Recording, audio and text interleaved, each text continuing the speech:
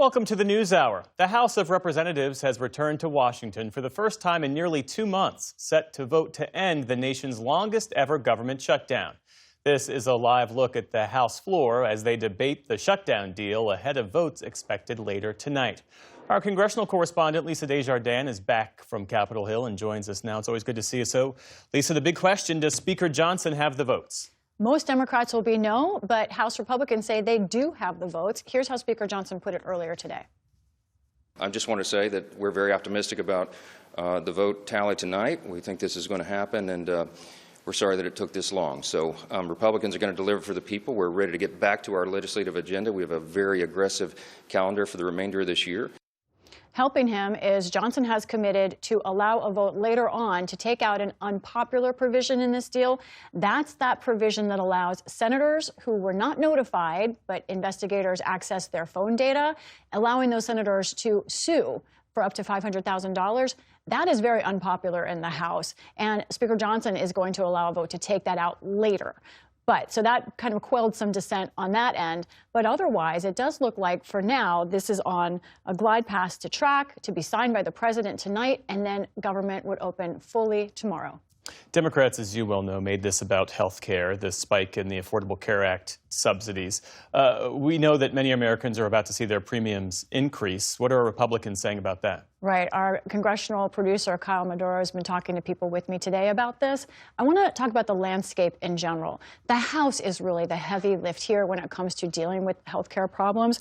Now, we spoke with some key members today. There are many who don't just want these extended, but instead want broader reform in the system. One of those, for example, is South Dakota's Dusty Johnson. Well, the Democrats have been asking for the subsidies to be extended as they're in law today. That's not going to work. It doesn't make any sense when we're $38 trillion in debt to borrow more money from the Chinese so we can help out Americans who are making $500,000, $600,000 a year. I think they can afford their own insurance. Now, if this comes down to, all right, how do we target some relief to working class families, I think there's a far higher likelihood there of some bipartisan agreement. That was pretty clear by congressional language, but let me translate a little bit. We're hearing about, he's worried about income, wants to lower the income of people who get benefits, and also what he's saying there is he doesn't like these subsidies. He wants something else altogether. There are some moderate Republicans in the House who want to continue the subsidies in some form. One of those is California's Kevin Kiley.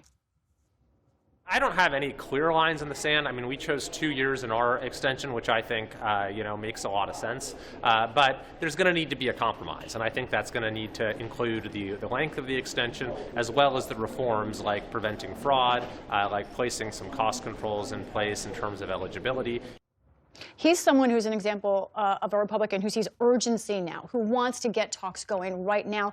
Other Republicans in the House I don't think are as likely.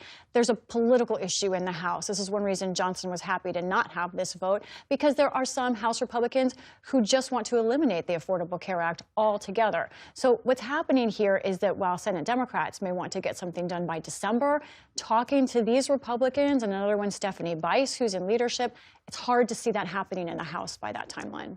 So after this vote, Lisa, what's next for Congress? Is this it for the rest of the year? Well, you and I are waiting along with members to find out what happens in the House. You heard the Speaker say it's going to be some long weeks ahead. There is talk of maybe another budget bill. We're waiting for that schedule, but I think the next month supposedly is going to be busy. We'll hold them to it. And maybe something on the Affordable Care Act. We'll see. Talk about the Affordable Care Act. We'll see what happens. Lisa Desjardins, our thanks to you as always. You're welcome.